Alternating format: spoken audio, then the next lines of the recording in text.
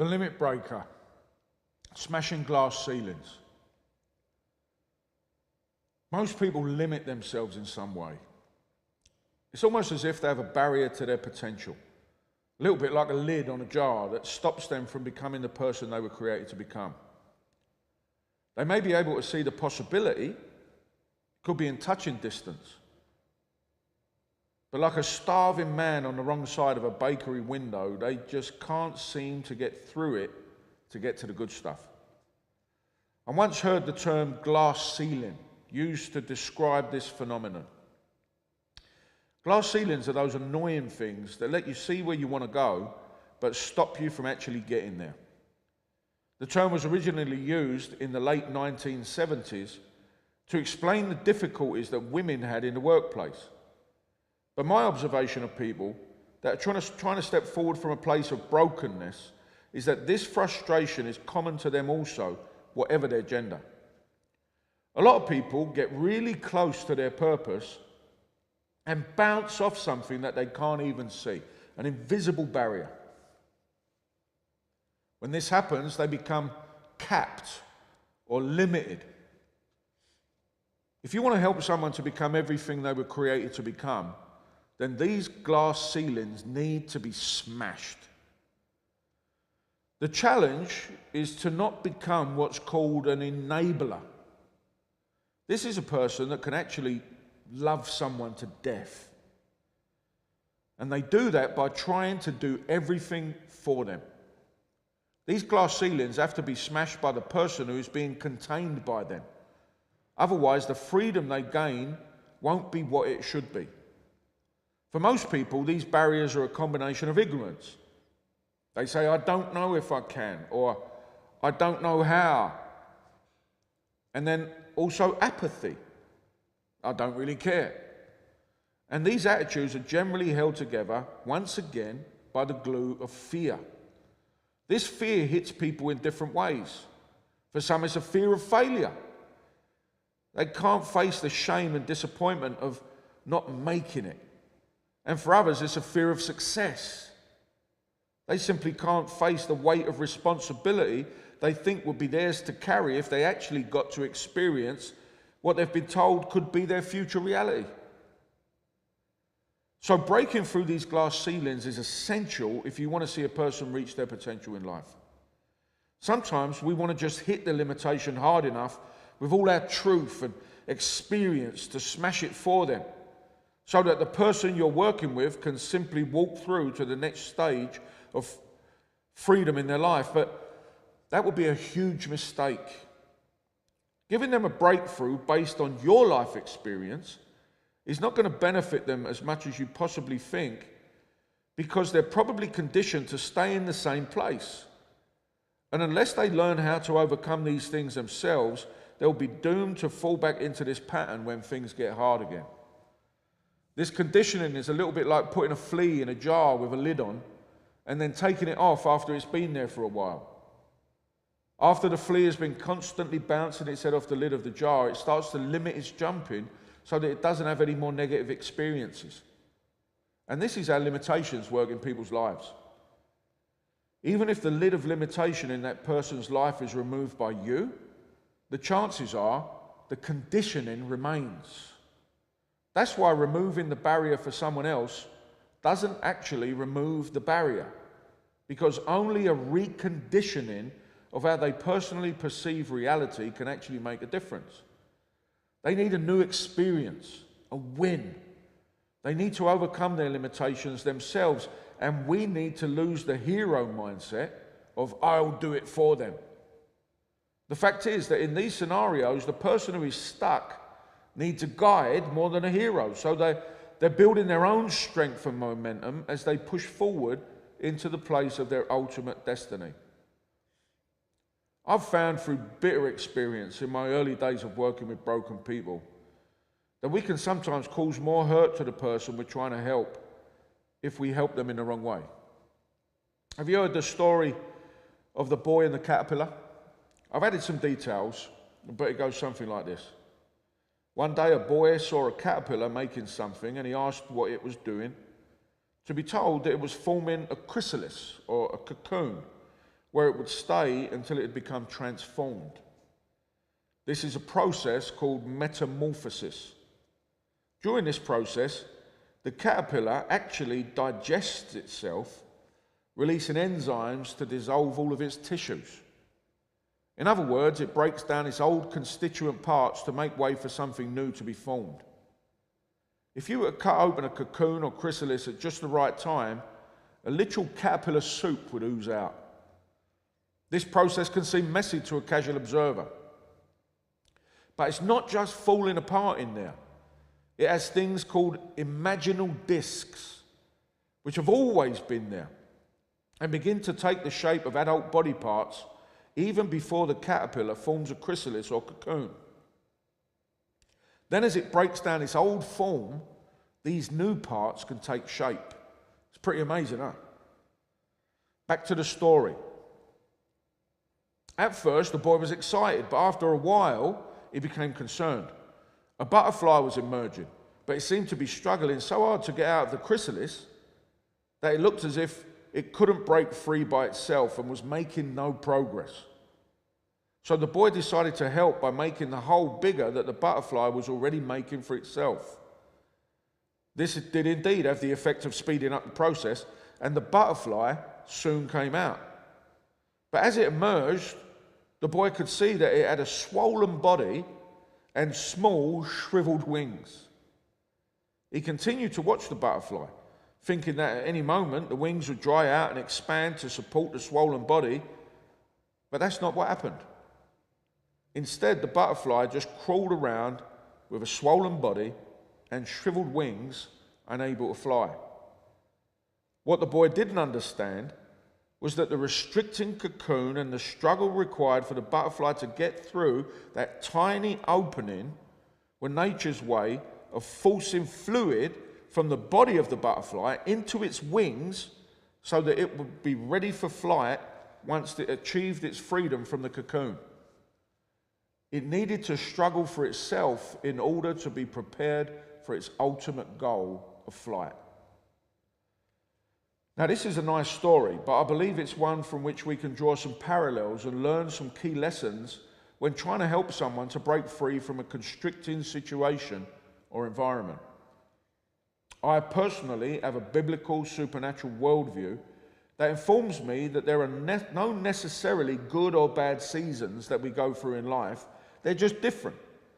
And this viewpoint comes together positively when you realize that there are lessons to learn from each of these seasons you've been in.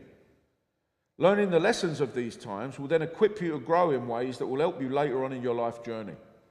For example, I was addicted to heroin and other drugs, but heroin was the big one. Was that 10-year season a good one for me? On the surface, of course not. It was dark, it was destructive, and I wanted out of it. Would I advise anyone to go down that route? Never. But did I learn anything and change anywhere? You better believe it. One crucial lesson, which I think we need to keep in the front of our thinking, was that what I was given at no cost to me while in that state held no value to me. Let me explain what I mean with this example. I was given the opportunity in the late 1980s to be a guinea pig for the trial of a new form of detox at the Stapleford Clinic just outside London. A new pharmaceutical technique to accelerate the detox process had been developed. It was called at that time Nalorex or naltrexone. I was taken to a clinic, I was prepped, heart rate, blood pressure and all that stuff, given a nappy or a diaper to wear and a gown. Yes, a backless one, which was pretty humiliating, I can tell you. And then I was given a cocktail of pills, including the Nalorex, to bring on the opiate withdrawal.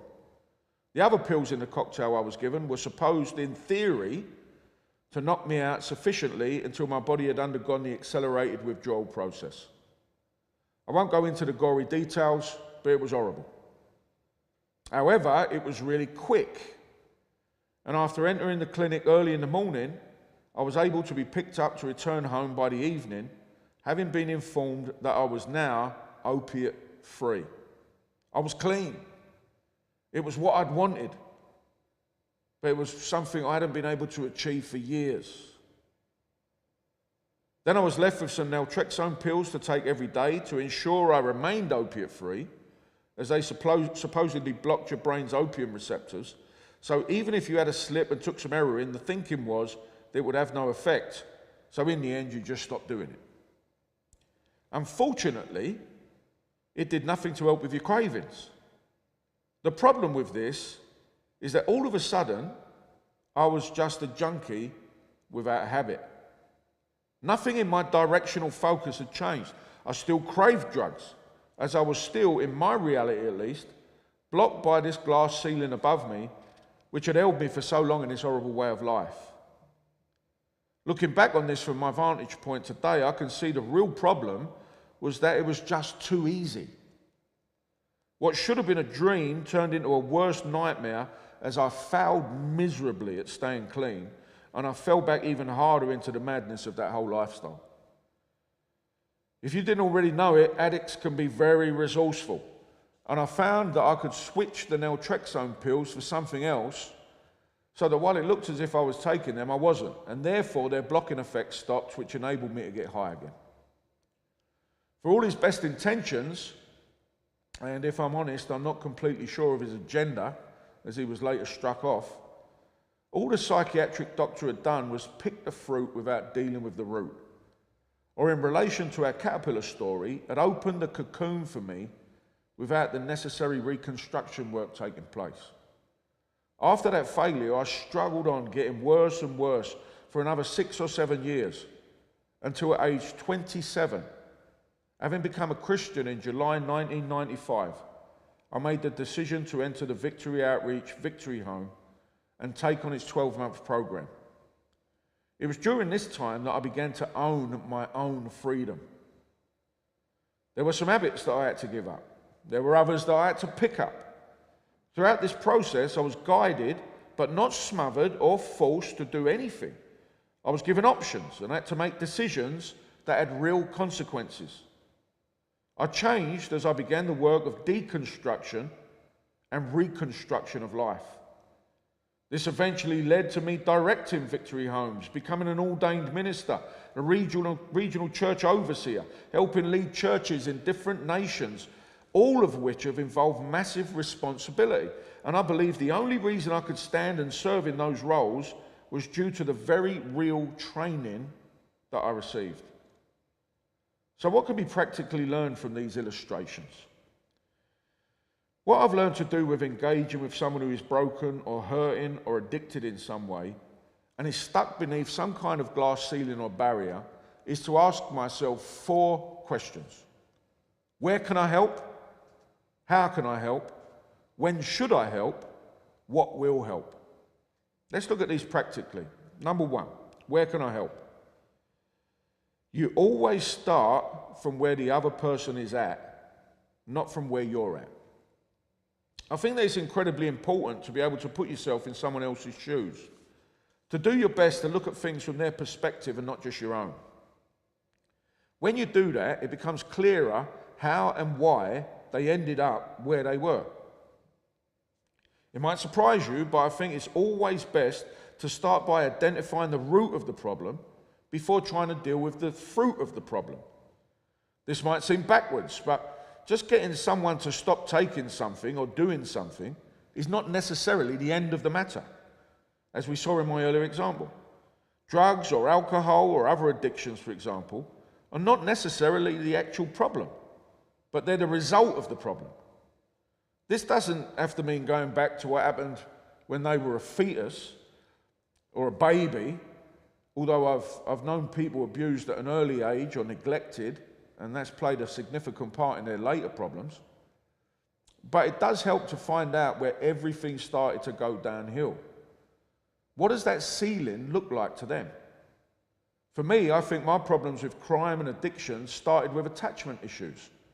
My parents had me young and then went to work, leaving me to be looked after by various aunts. Don't get me wrong, it was all healthy stuff, but it left something undeveloped in me. I then began to struggle with depression from about 7 years old. I can remember clearly sitting in my parents' car outside a fish and chip shop on the Isle of Sheppey en route to a weekend at my nan's caravan in a place called Laysdown. when a wave of darkness came over me, along with thoughts that there was just no meaning to life. This darkness would invade my mind as I grew up, becoming progressively worse as puberty stormed my world.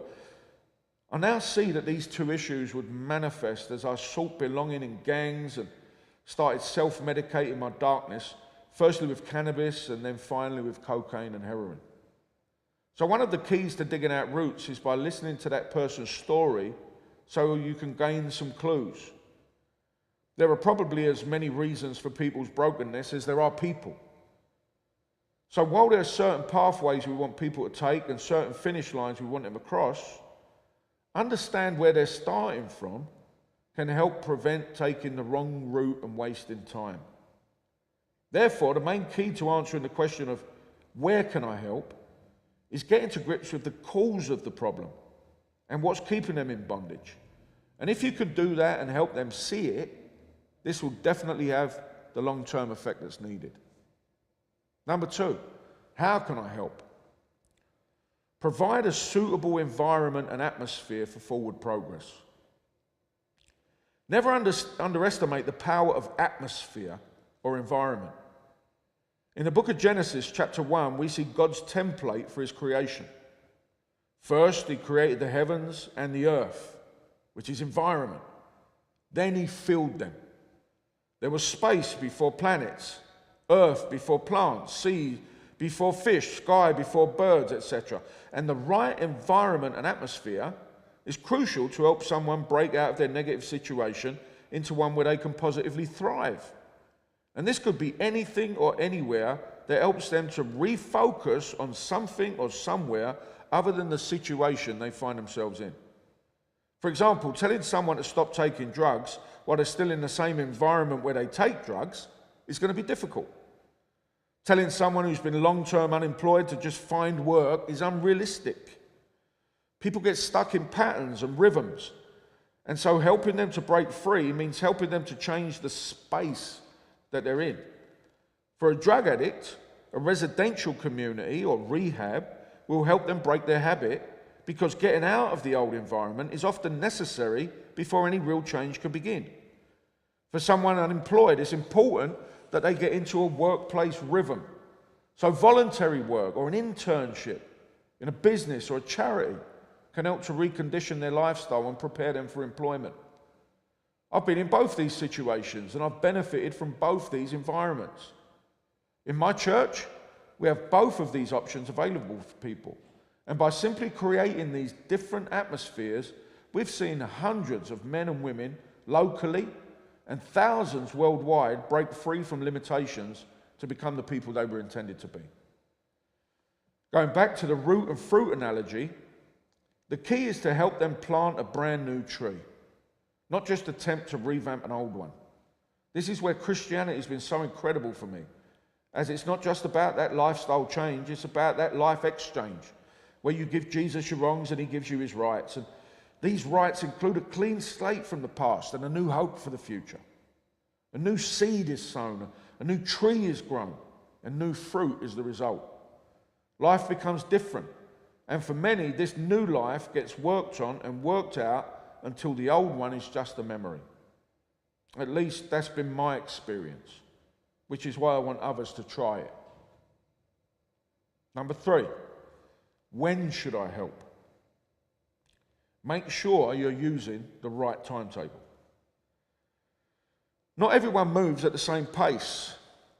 There are reasons for this, which could be as diverse as the people you're working with, but generally include a few common ones. For some, it's about counting the cost. They take time to really weigh up the options and the pros and the cons of taking the step to change. Then there are circumstances beyond your control.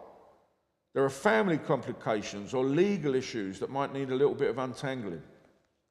Above all, there's the question of health. Are they physically able to make the moves they need to break through their limitations? On this note, though, it's wise to understand that the limitations or glass ceilings we're talking about here are mainly ones of the mind. They're soul issues, not just practical or physical issues. The reason I make this point is because I've seen disabled people completely free and fulfilled in their life, and I've seen able people completely bound and disabled by their perceived circumstances. Mental health is becoming one of the big issues of the 21st century so far, and this subject is as complex as the mind itself. If in doubt in this area, get specialist qualified help wherever you can. Really though, there's no perfect time to help someone. The old adage that if it's near enough, it's good enough is actually how you'll work. Get as many things in place as you can, but there comes the time when you just have to risk it. Even brain surgeons work like this. There's always a risk. And sometimes you'll just have to do some emergency work to help someone. As long as you try, you have more chance of succeeding. Number 4, what will help? Use the right tool for the right job. When you've identified the root problem, you then simply need to use the right tool. And there'll be more of this in another chapter. For example, you don't use a chainsaw to take out a tooth or a scalpel to cut down a tree. So sometimes prescribed pharmaceutical drugs are not the answer, especially when dealing with addiction. They're okay for just maintaining the addict in a less chaotic form of addiction, but no real good if you want to see them smash their limitations. But in some other cases, pharmaceuticals work well, especially if there's a chemical imbalance of some kind. Applying the right tool for the right job will ensure the right outcome. Often, conversation is powerful. Try some human interaction, using your ears more than your mouth. Your ears are great tools. Offering future options and possibilities is a great thing to do. People respond well to purpose. And if you had real-time opportunities for some kind of physical involvement, you have a practical way of seeing people smash through their limits to achieve great things. So with all this in mind, don't worry if you've tried before and it didn't work out how you've thought. I've found that most people don't hit the glass hard enough the first time due to their conditioning. Continue to encourage and empower them to smash that glass, because when their breakthrough comes, it's one of the best things you'll ever see, and fulfillment awaits.